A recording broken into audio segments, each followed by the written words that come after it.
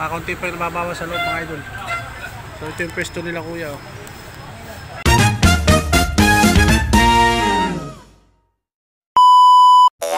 So yun nga, for today's video mga idol ay pangalawang biyahe na natin to at narito tayo sa may Commonwealth. Letex na tayo mga idol, tayo ay tatawid na dun sa Commonwealth at narito pa tayo sa labasan ng Letex mga idol. So tara at talaga namang mapuyat na itong ating biyahe mga idol.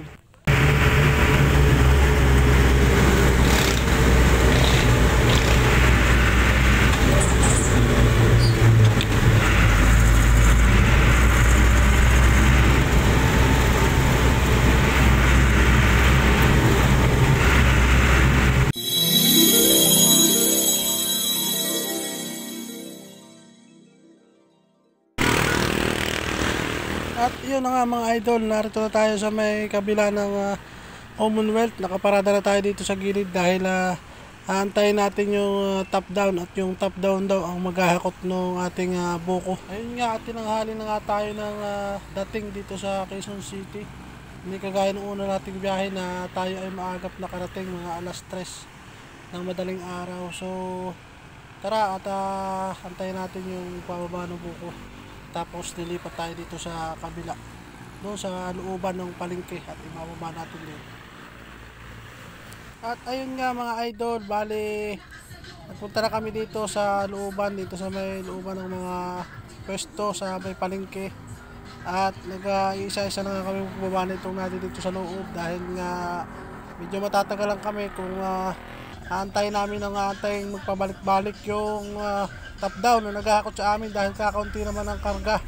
So bali pinasok na namin yung sasakyan at umalis na nga kami doon sa highway, doon sa Commonwealth at pinasok na namin itong palengke para mas madali yung aming pagbababa dito mga idol. So ito yung mga kaganapan mga idol. So yun mga idol, pangalawang biyahe na natin to. Nice. Naibaba na natin yung nasa top load. So ang may laman na lang, yung loob na lang. Ayan. So kakunti pa yung nababawas sa loob mga idol. So ito yung pwesto nila kuya oh. Nakakailang balik na si kuya doon sa aming pinagbababaan doon sa may highway ng Letex. At wala na nga daw buko. Tinanghali tayo ng dating at tayo naihan ng crudo kagabi. What? Sa ating biyahe mga idol. Ayan o, daming buko. Mga pinagbalatan.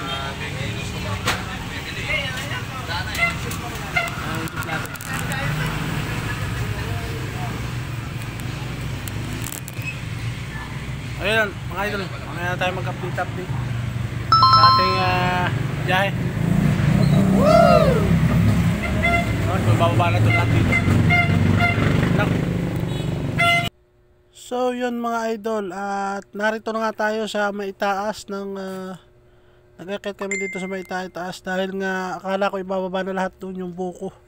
Hindi pa pala mga idol. Bali ayan, nagbababa kami dito sa mga pwesto dito. Tapos pagkatapos dito kakaunti naman na yung laman ng aming loob at kami ay lalabas na doon sa highway ng Letex.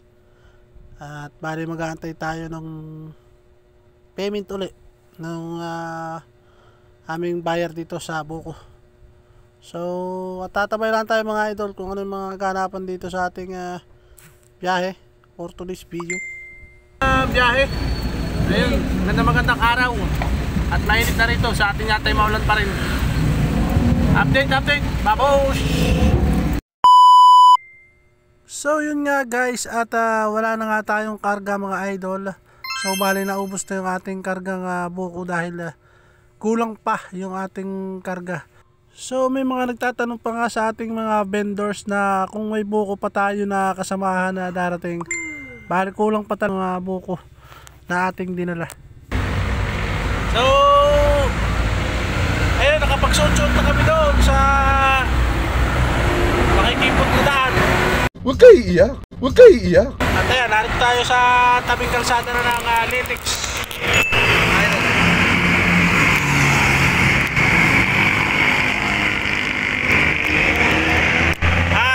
kalsada ng Letex. Puntang Circle. GMA, puntang Kidsa. Dire-diretso lang yan mga idol. Lalabas ka doon sa Circle. Ang galing! Ang galing! Gago! At yun nga mga idol, pagkatapos nga namin maghintay ng payment ID, yun nga, gumorabes na kami. At narito na kami sa kabila. Sobrang haba ng traffic mga idol. Pauwi na, pauwi na! Ah? Pauwi na! Uy, pauwi na! Baby! Adong! Adong!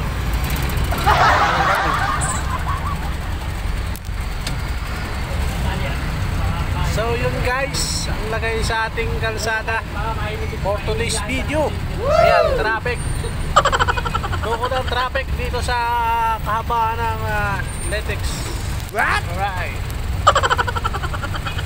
So traffic nga mga idol, siguro hanggang doon sa may pagpapasukan natin ito doon sa Letex.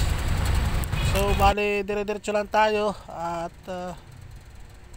for today's video ay hanggang dito na lang muna mga idol siguro at tayo pag-orabes na sa ating lupang Sinilangan. Woo! Ayun, shout out sa ating mga kapwa driver dyan. Alright. So hanggang dito na lang muna mga idol. Thank you for watching. And goodbye. Babush. Bang. Ingat.